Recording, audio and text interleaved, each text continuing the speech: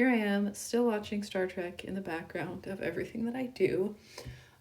Here is the rest of what I've been reading in February and, well, March, because March is almost over. I've recorded this like 3 times now. I don't even know what to say about this book. I really wanted to like it. It really sounded like something I would like. It gets amazing reviews. I read it and frankly, I thought it was just, it was really bad. It's pretty clear that being academically gifted and going to Oxford does not mean that you can or should write a fiction book, because it was boring, it was bizarrely paced, it was poorly written in some ways, which was weird given the amount of research that clearly went into it. The characters had no personality. I was like, I can't care about anyone because I can't connect to anyone, because nobody has any discernible personality. Things happen to Robin and he basically, I don't know, he just doesn't react. He's our main character and I can't tell you anything about him. Yeah, what was the point of that? Honestly, I struggled to get through this book. And then in the end, it was like, oh, now things are finally happening in the last microscopic part. And the other thing is why was this fantasy, dark academia? I mean, it should have been nonfiction. If she had written a nonfiction book, or even like a, I don't know, contemporary fiction or something, that would have been much more interesting. But I just kept getting completely pulled out of the story by the fact that there's magic apparently, but it has had absolutely zero effect on how anything in our world works. And very boring. Very, very boring. And I don't mind boring. I read nonfiction. I read super long fantasy books where not much happens. I'm all on board with that. But this book did, it did not do what it said it was going to do. And it didn't do anything else either. So, yeah. Ordinarily, I don't pay any attention to authors and what they're doing. I just don't care about that. But in this case, I felt like I was forced to care by her, frankly, kind of obnoxious foreword that was like replying to all the criticism she assumed she was going to get, and the footnotes. And I started to feel a little bit like the author was saying the whole time, I went to Oxford. I went to Oxford. Didn't you know? I went to Oxford. And I started to be like, you know what? I didn't go to Oxford. And I took I don't know, a couple of linguistic classes. Regardless, I went to university and I could have told you all of these things. There's not even a real depth to the analysis either. So, yeah, disappointing all around. And another thing that I was thinking about is that who is she writing to? Who is this book supposed to be for? Because I feel like the overlap between people who are okay with an extremely basic ass level of exploration of themes and analysis and that sort of thing, and people who are willing to read a super long, boring book, and people who are pedantic and knowledgeable enough about exactly where certain buildings were at Oxford at certain times. It's like, who are these people? I don't really think those people exist, or I can't imagine them. And now for some spoilers. So skip ahead if you want. But seriously, the whole thing with the professor, he's super evil, right? Clearly. Do we ever does Robin have any emotions about it? Does he, ever show that he hates the professor, who's also his father? Do we get to see any of that complicated relationship and the feelings he has? No. he's just like, meh, whatever.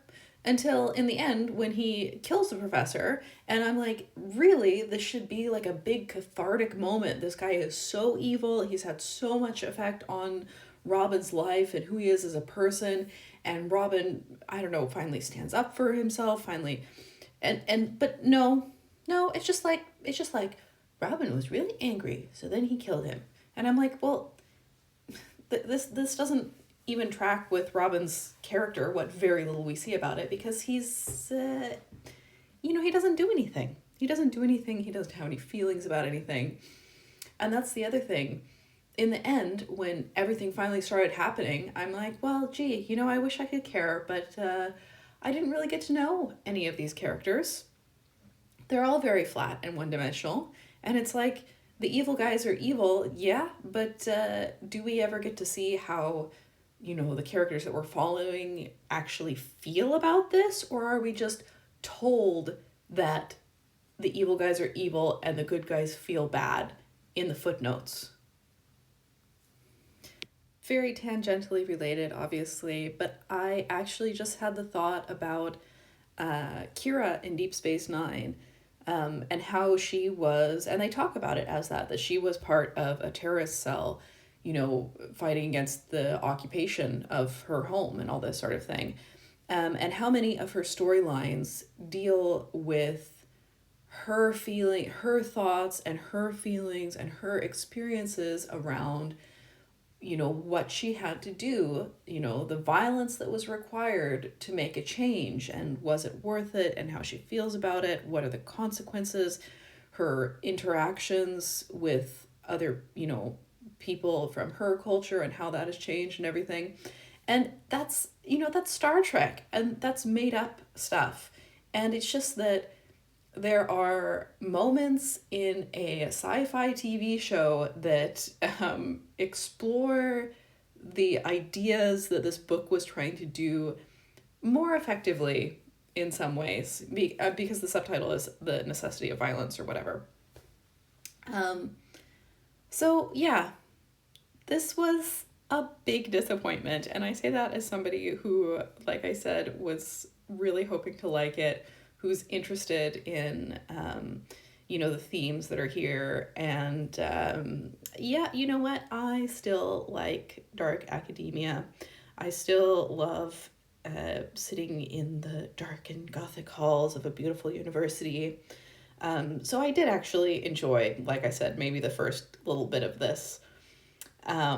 But the rest was very disappointing. The end.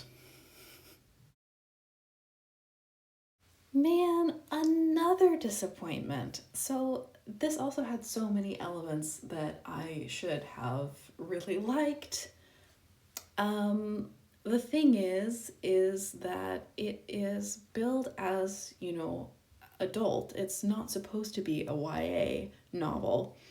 And then the whole book is just like, oh, my younger sister is out and flirting with guys who she shouldn't be. What shall I do? And the younger sister is, all of her chapters are in verse. And it is very, very YA. And I don't understand why this would be shelved as adult. And I was a little bit bored and a little bit annoyed just because I was expecting more. But if you are expecting more of a YA, it's a YA romance, basically. It's a coming of age story. The teenage sisters are home alone. They both have their romances. They both discover more about themselves. Yeah. So, if that's what you're expecting, then it's fine. But don't go into this expecting an adult work. It's definitely YA. So many disappointments. No wonder I'm in a reading slump. Okay, so I really enjoyed the first two books in this trilogy, Deadly Education and The Last Graduate, maybe. And I think I enjoyed them because I felt like the world building and the magic system or whatever was quite unique, And also, it was just so fun. It was quite dark. It had a little bit of kind of like series of unfortunate events feel vibes, maybe. Um, if in Harry Potter they were a little more aware of how many kids die all the time. Anyway, the best part about the other two books were the setting, because they're trapped within this scary school. So fair enough that couldn't happen in this one because now they've escaped. And the second best, the other best thing was that they had all these amazing friendships. Like the main character has all these amazing friendships with all of these fun and interesting characters with background and depth and all that sort of thing. And the problem with this book is that most of those characters are just not in the book. So you don't get to have any of the, the unlikely allies working together, finding out we have more in common than we thought, interesting abilities, all that sort of thing. I mean, some of these characters do come back in, but I was wishing, like the whole time I was like, why don't you call all your friends who you just work together with to solve all these problems? Like, I felt like they could have gotten together and it would have been really good. Of course, we did get to see some of them, but really they were barely in it. They barely got to do anything or say anything or have any of the, the banter and connections that they had with our main characters in the first two books. And also I don't care that much about the love story, but I did like the love story. And the guy he's just not there, basically. So essentially the main character was really mostly alone for most of the book, and there wasn't really a good enough reason for that, I felt like, because I think plenty of the characters would have hung out with her, and I would have liked to see more of their actual interactions when they did. So, yeah. Okay, fair enough though. It was interesting. We did get to find out some more interesting stuff about the world. It just somehow felt too long and also rushed at the same time. It's fine. I didn't hate it. I'm not super upset that is the ending of the trilogy, which I have been for some in the past. So, it's okay. You know how I kind of just said I won't fault a book for being what it is if it does what it says on the tin? This was so boring. I have read a lot of YA books. I have read a lot of bad YA books. I've read some good YA books. But this one, it was just so boring. And there were some elements in there, like it could have been mildly interesting. We do have a cult. We do have some dark magic. But it was just all so flat. There was no depth to the world building. There was no believability.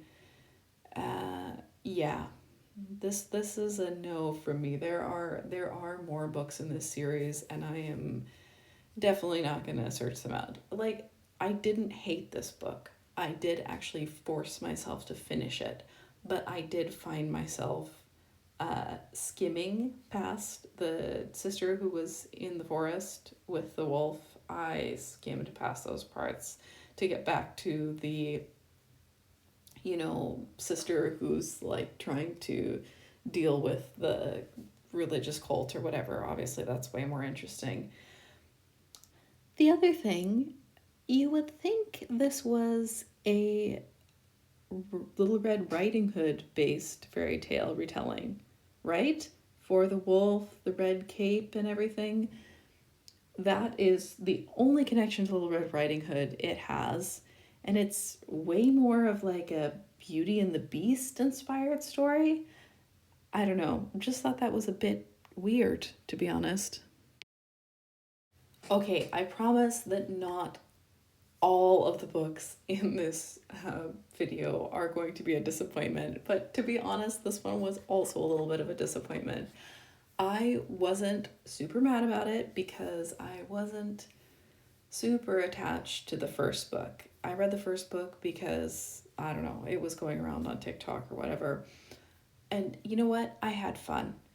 It's fun to read about a bunch of smart, pretentious, hot people who are like trying to manipulate and kill each other. It was entertaining. It was a good time, the Atlas Six. This one really feels like a second book, like filler between two other books. Nothing much happened. To be honest, really nothing happened. And Libby, one of the main characters, wasn't even there. And I felt the character dynamics were really lacking when Libby wasn't there, and that made it a bit boring. I read it very fast. And I think that was the best way to do it, because I think if I had lingered any longer, then I would have ended up really annoyed and maybe not finishing it. Well, I read Dracula like a long time ago, Turn of the Screw. I've been rereading all the Austen novels, and I've been rereading lots of, fairy tale and classic story retellings. So I thought, you know what? I should read the actual Alice in Wonderland because I don't think I ever have. And you know what? It's quite enjoyable. I read, Alice in Wonderland, quite enjoyable. I'm reading Through the Looking Glass now, and I do not think I have ever read Through the Looking Glass. And I am also noticing that a lot of these things are not included in Alice in Wonderland adaptations. I mean, obviously it's Through the Looking Glass, it's from a different book. I just thought that more of these elements would be included in more adaptations, that's all. So that's kind of interesting. Oh my god, I know. I'm pretty sure this is book 9 or 10. I don't remember. The like 10,000 pages later, here we are. Have we gotten any answers? Not really. Are we headed towards any conclusion to the story? Not really. Is this absolutely a super drawn out cash grab? Yes, absolutely. Are all the criticisms of this series true? Yes, absolutely. Am I still going to enjoy completely turning my brain off and reading about, secret elf bad guys? Yeah, you know what? I am.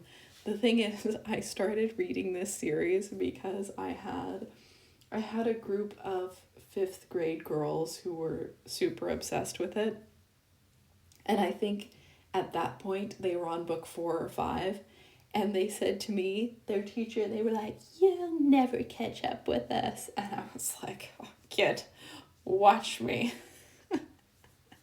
So, of course, I caught up with them. They're all in the library, And these books are so nice because, like I said, talk about turning your brain off. And there's nothing in there to make you mad.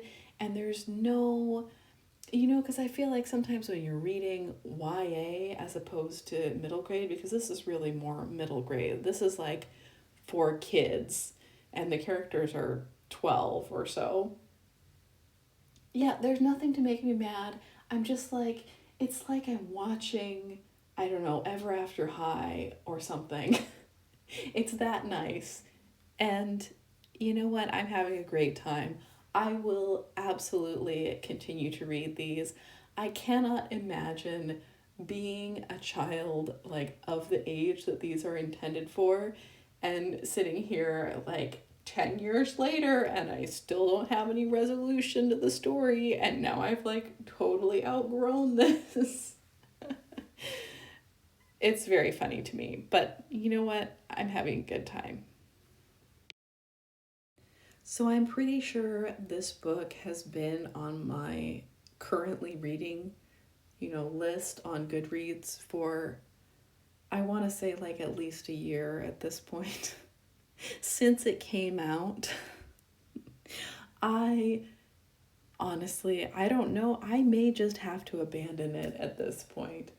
I had a good time reading maybe the first two, although I felt like the world building was a little strange. Like, this doesn't really seem like a world where they would have universities. You know what I mean? And yet she's going to a university, but she's also supposed to get married. I don't know. Whatever, fine. It was what it said on the tin, right? It is YA romance. Fair enough. Um, but man, it just keeps going. And to be honest, I lost interest about a book and a half ago. So I may have to give up, or maybe I will pick up my Kindle again and finish this one. We will see. The thing is like I said, they're boring, and it's not that good. But it's not bad enough to be like hilariously bad, and it's not boring enough to be painful. So it's just kind of sitting there on my Kindle, and I forget about it. The thing is I have great memories of reading and, to be honest, laughing at the first two when I lived in another part of town, and I would always go to this one specific cafe. So now I'm thinking, maybe I should try and go to that one specific cafe and see if I can get myself to finish this book, because I think I'm at least a third of the way through, maybe even half. But I may abandon it. I don't know. Actually, Stellarlune and this one are the only two books in this video which were not a disappointment, and that is just because I had no expectations to begin with. Because I wasn't expecting them to be good, so then I wasn't disappointed when they were, not good.